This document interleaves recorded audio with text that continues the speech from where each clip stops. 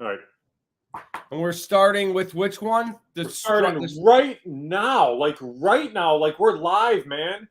We're like now. Let's do it, Jim Miller. Do this, Cap. So, Jim, for a brief moment on Saturday, let me pull back the curtain for everybody. Yes. I do the Illinois State of Bradley game. Yes.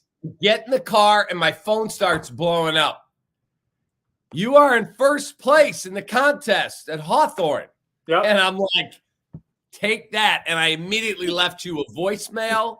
And I texted you. I called the great Dakota Schultz, and I said, how about that? Mr. Horseman is behind me in the standings. And then you call me back, and what did you say? So, Cap said, I'm sorry, man. There's been a little technicality. And because of that, some prices were projected incorrectly because I was frantic. I was freaking out at the time. I hadn't seen the race, Cap. And I'm like, oh, my God, Cap got the jump on me. He beat me. And then I went back and looked, and I see glass ceilings ahead of Jakarta at the finish line for the Barbara Fritchie. And I'm like, wait a second. There's no way that your horse paid more to place than mine did to win. But you know what? You did pay $4 to place. My horse paid, I think, $3.80, something like that to win. But then I paid $2.80 to place too. So because of that, Spring Stakes Showdown wise, after the technicality and the $20 win place wagers, I'm actually in first. You're in second, my friend. But we still did okay. We did okay, Cap. There's our prices. We're doing okay so far, my friend. We did. My Jakarta ran second. Jimmy with the $20 win place has a $26 lead. We got a long way to go. But for just a brief moment on I-74 into I-55, I was feeling like, I don't know, I was Todd Pletcher and you were Bob Baffert. Whoa! Horizon. Whoa! I'm not getting suspended no 90 days here, Cap. We're gonna have to talk about that a little later, though. But We yes, will. You're right. Here, you know what? Here's the beautiful thing about it. Last week was the first week of the Spring Stakes Showdown. Now, if you missed last week, they can still sign up this week, Cap. And because of that, there's 2 races this week. And last week with favorites running 1-2, a lot of people got a little bit of a head start on that, but still, it means that people can still sign up this week and get caught up a little bit.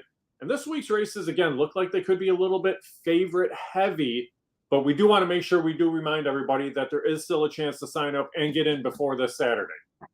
Correct. Download the Club Hawthorne app. They've got it set up for Android or iPhone. HawthorneRacecourse.com. Plenty of info there. And for you sports wagering enthusiasts away from the Sport of Kings, PointsBet is the official partner. They're the official partner. I was looking through all the Bulls futures today, Cap. It's so interesting because they recalculated like over-unders for win totals. They had the Bulls at 49.5 for their over-under for their win total. So that means with 23 games to go in the season, they just have to go 12-11 to go over. Now, at the start of the year, their number was 41 or 42, maybe 42.5. They're at 38 right now. So for those of you that bet the over on them at the start of the year, that was a really smart wager. Yep. I think as they get healthy, I think it'll be okay. They have the second toughest schedule, though. And I know we're getting a little off topic here, but still, they have the second toughest schedule. The toughest schedule is the Bucks remaining for the season. So we'll see what happens with our beloved. But yeah, PointsBet, the place you want to look to there. All right, now, Cap. Now, last week, I know you felt really good for a little bit, brief moment about the Barbara Fritchie. All right. Now, I'm going to put something up for you that you may not feel as good about, though. And that was last week's stake. That was the Risen Star. Now, Cap, do we really need to? Yeah, we do. Because here's the order. My guy, Jimmy, you had Epicenter. You had Epicenter. I basically poo-pooed Epicenter. Epicenter cashed your tickets.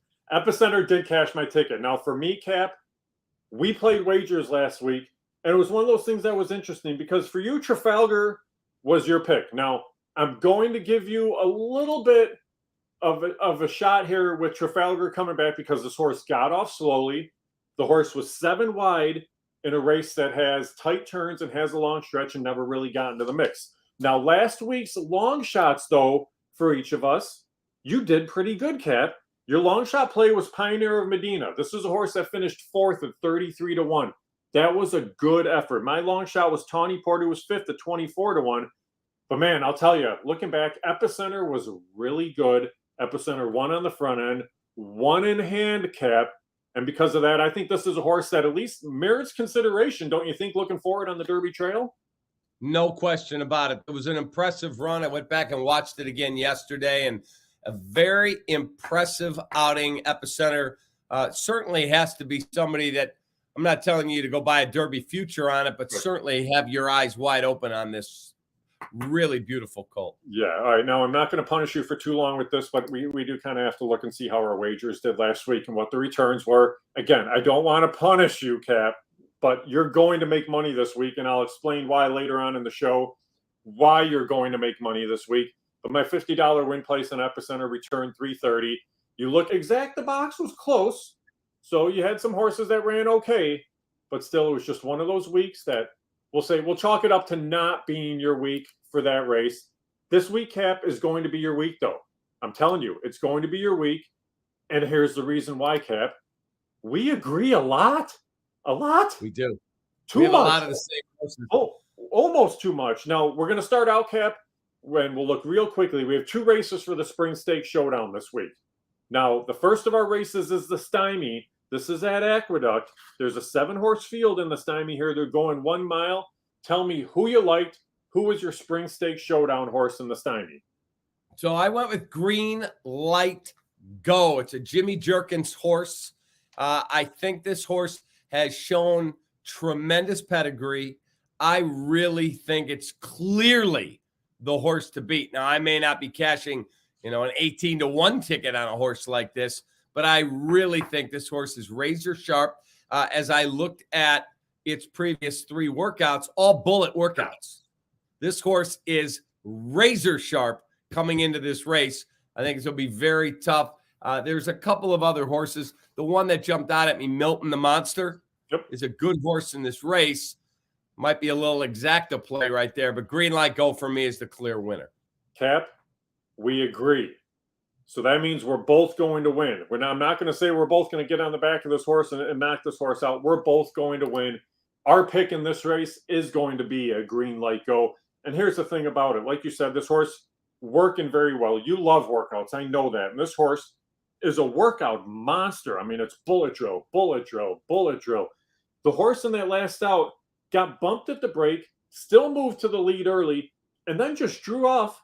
And it was going today's distance. It was 1 mile at Aqueduct. It's a 1-turn mile there. Inside trip's going to be the key. I don't think anybody goes with this horse at all, Cap.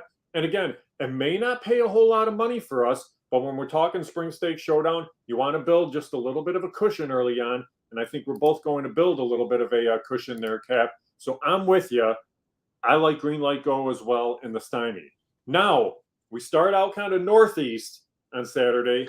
Then we're going to move southeast. We're going to Gulfstream Park for the Royal Delta. Now, again, another Spring Stakes Showdown race. And again, Cap, it may not provide a whole lot of value here, but you have probably one of the best mares in the country racing in this race, returning off a really bad race in the Breeders' Cup Distaff.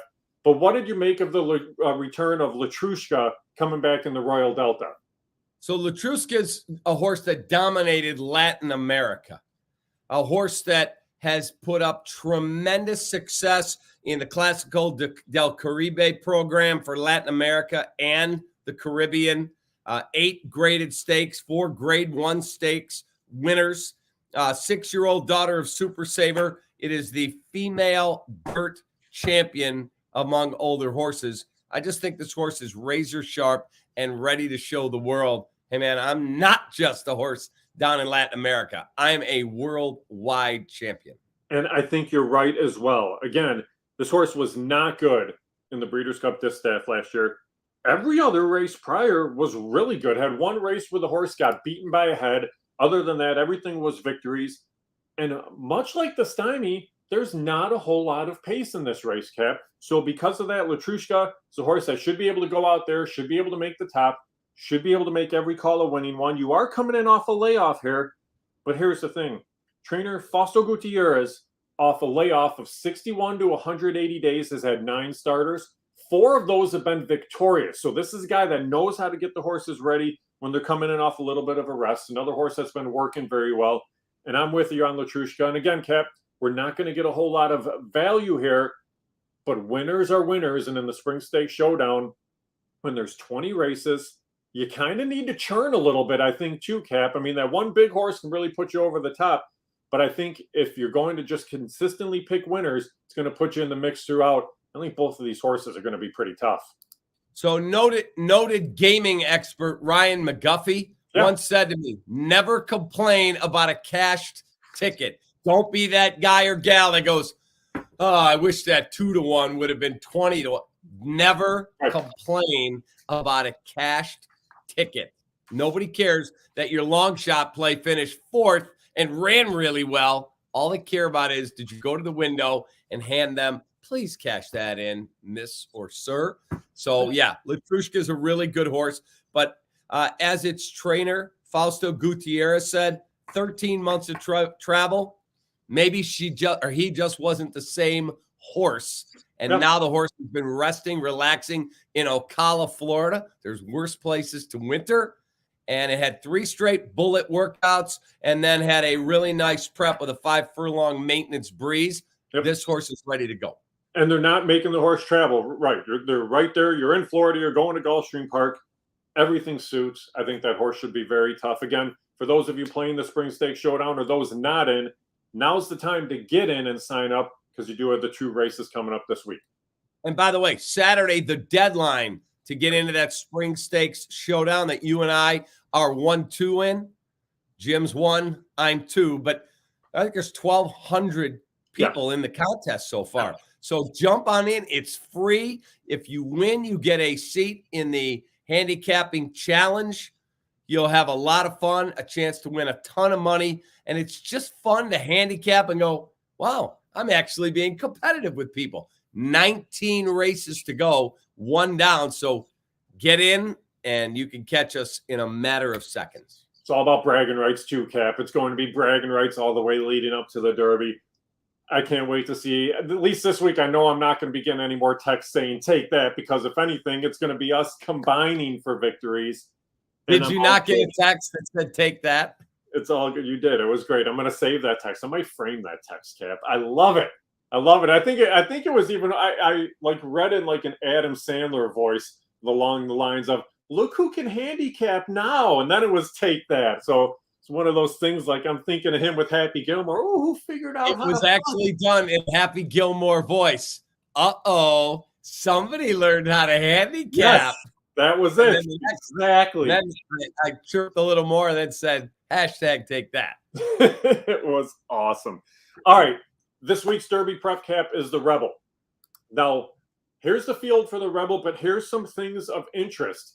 And it was big news this week, and we talked about it. You've talked about it on the air, I know. But you look back at last year's Derby. Medina Spirit was finally disqualified from the Derby. Now, with that disqualification, Mandaloun was named the Derby champ. It also brought about a 90-day suspension for trainer Bob Baffert. But even prior to this, Cap, any Baffert horses racing in Derby preps were not able to earn points.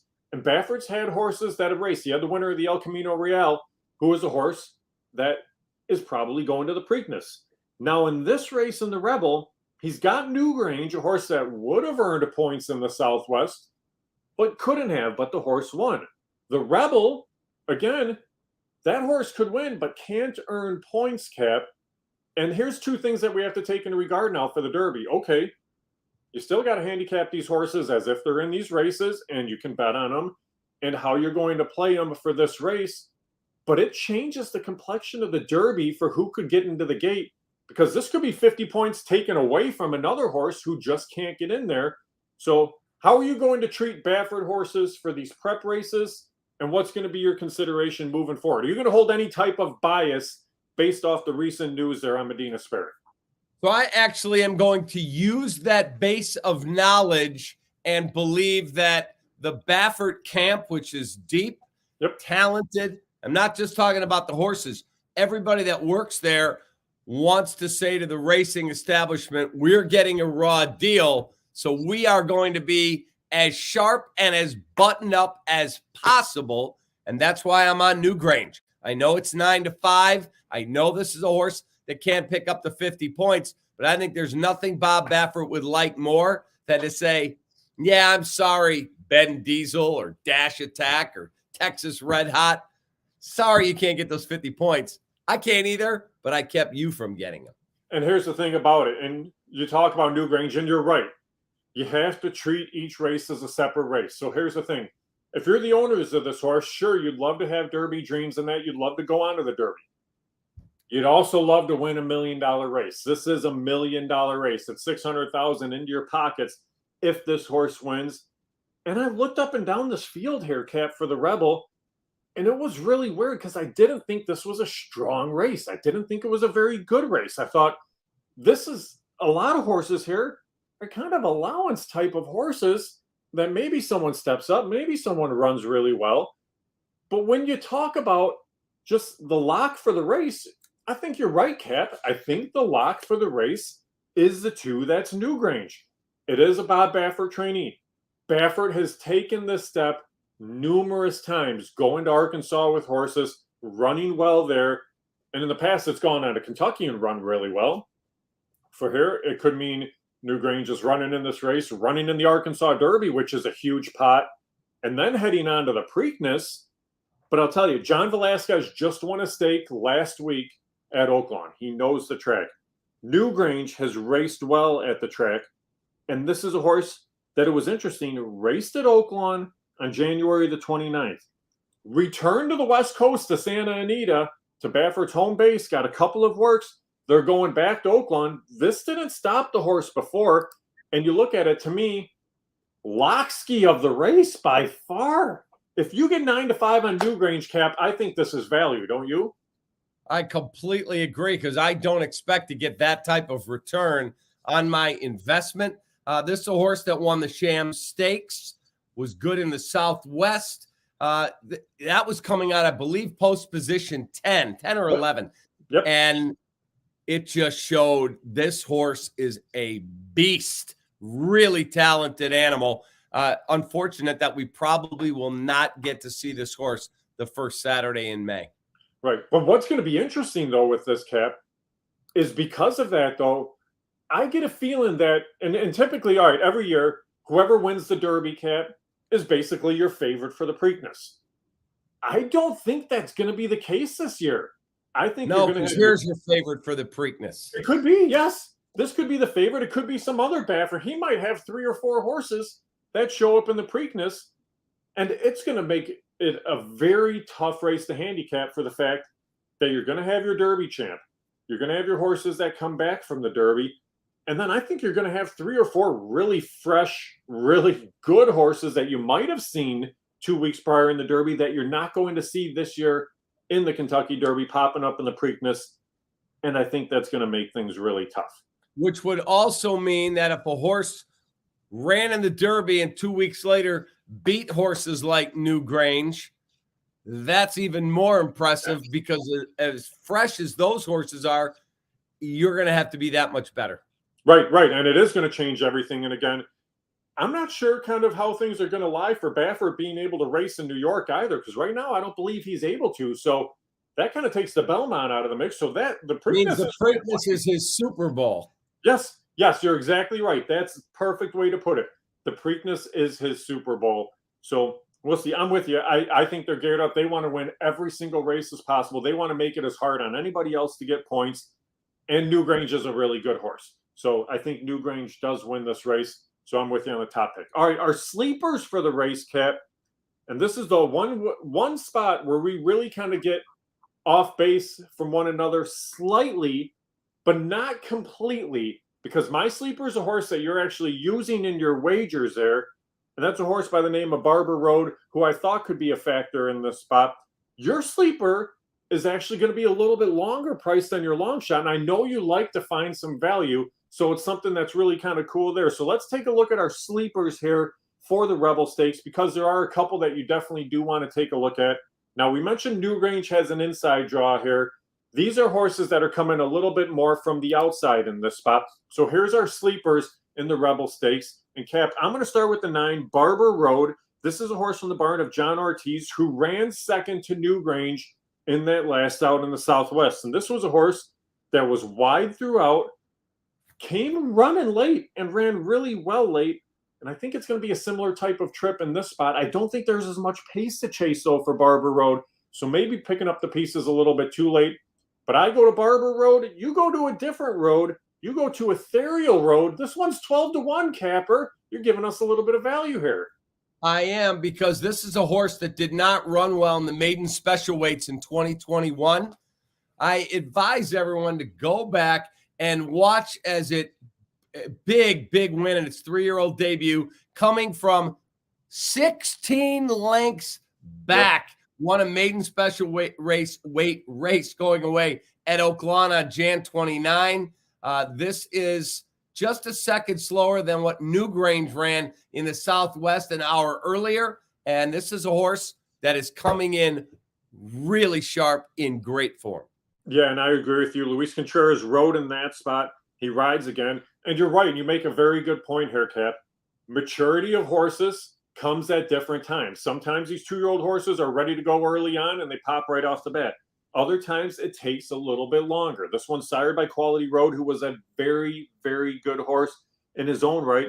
And this horse was only a $90,000 Keeneland purchase. This is a horse that has a lot of ability, definitely going to exceed what it cost them to purchase this horse for. But I do think Ethereal Road's a horse that could be a bit of a factor as well. Now, also, I love the trainer. I'm a huge Dwayne Lucas fan. Yeah. 88 years old. He's a former college basketball coach. He is best friends with the General, Robert Knight. And I am a friend of Bob Knight's, proud to say that. And I want to see the 88-year-old trainer get a big win. He's still saddling his horses. He's in the paddock. He's on the track each and every day. And Oaklawn is his home base, Cap. So he knows the track. He knows how things are going to play. He's a guy that places his horses well. There's a reason you're a Hall of Fame trainer. Here's a reason why. So it's good. It is. It's really cool to see Wayne Lucas with a horse that's definitely in with a big shot. All right, now long shots for the race. You had Ethereal Road at 12-1 for this race. Your long shot's still a pretty good price, though, in the Rebel. You're going to get 8-1 on your long shot in the Rebel. And this is a horse that I think you might want to take a little bit of a look at here, too. That's a horse by the name of Chasing Time. What do you like with Chasing Time, Cap? Okay, so this is a horse in Chasing Time that's rolling in here where I've talked to 3 or 4 people that I really respect in the game, and they believe it's the best horse in the race. In fact, our friend John Yurkovich, I was telling him this morning, Yurko, I'm going to do the show with Jimmy. We're going to chop it up on our horse racing show. He said, kid, let me save you some time. Chasing Time is going to win the race. I said, that's my long shot play. He said, that should be your lock. Chasing Time. Yurko is a very astute horseman. If Yurko likes my play, I'm all in on Chasing Time. I think this horse comes in good form. And again, it's going to be a tough race. It's going to be a competitive race. It's workout times, though. You know I like the workout times. Eye-popping. Cap. He definitely does. He puts his work in. He looks for value. This is another horse that, again, improved in that 3-year-old debut. Won that race easily by 7 3/4 lengths. Should be forwardly placed. And that's the one thing where both of our long shots are very similar. Chasing Time, I think the longer they go, this horse wants to show a little bit more speed. Kavod from the horse from the inside is the other one that's going to show some speed in this race. This is a horse that finished 4th to Newgrange in the Southwest. This was a horse that carved out the early fractions in that race, but got pushed along a little bit in that spot and was kind of trying to pull that rider along a little bit. Now you get the inside draw on this spot, should be on the lead.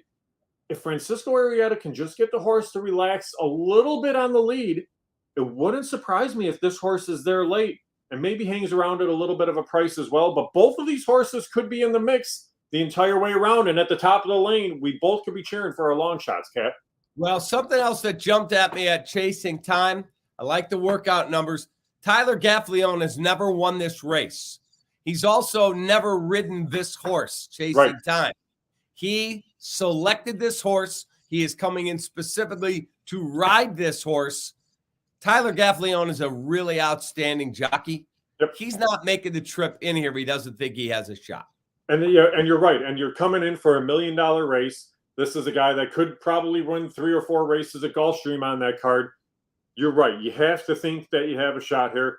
And at the same time, a guy like Tyler Gaffalione, he's a younger rider. He's looking to find his Derby mount. You want to be in the big race. He wants that chance to be in the big race too. He's got his chance here. I think this horse will run well, and it's going to lead us into our wagers a little bit, Cap. Now, here's the thing that's a little bit different. Now, I got the jump on you last week for our wagers.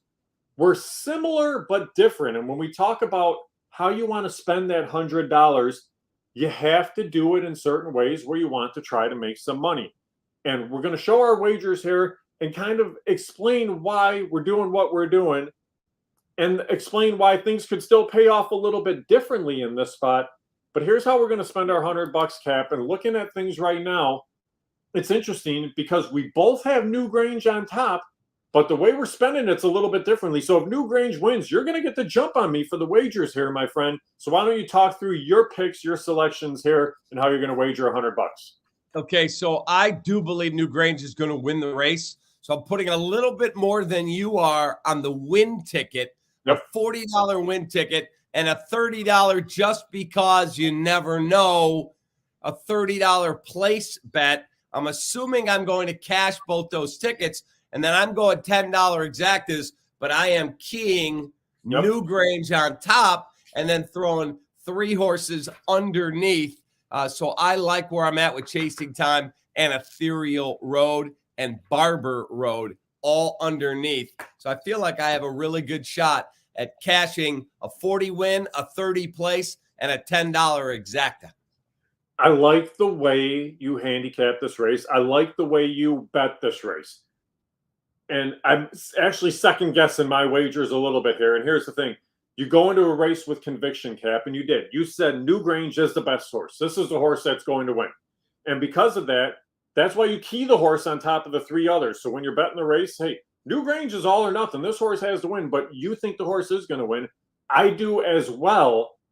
I wasn't able to jump out with as much conviction, and it could backfire on me a little bit because I could end up spending a little bit of money that I shouldn't have because I boxed my 3 picks, my long shot, my sleeper, and my top pick. I boxed Kavod, Newgrange in this spot, and Barber Road. So hypothetically, we could both win in this race, and you're going to make more money. So if it goes Newgrange followed by Barber Road, we're both going to hit our exacta for $10. We're both going to hit win place.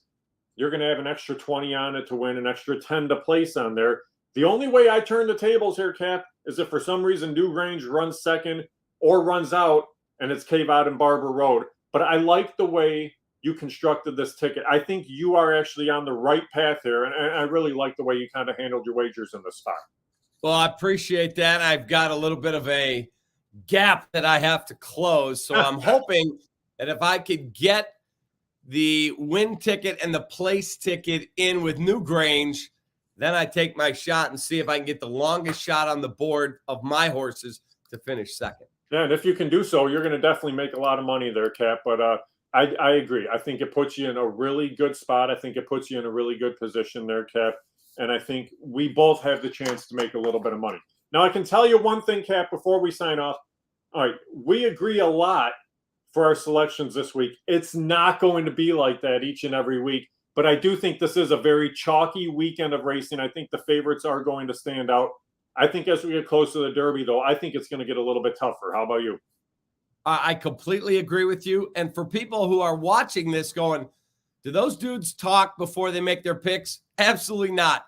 I sent you an email. Here's my picks. Yep. And then you said, oh, we've got similar thoughts. My picks were already in before you and I ever spoke. Yeah, and that's the best way to do it. And it's cool, though, because Then you talk through how you get to your selections, how you kind of came to that agreement in the end, and it does. It works really well. I like it. I like the way things were comprised. So, Cap, best of luck to you this week.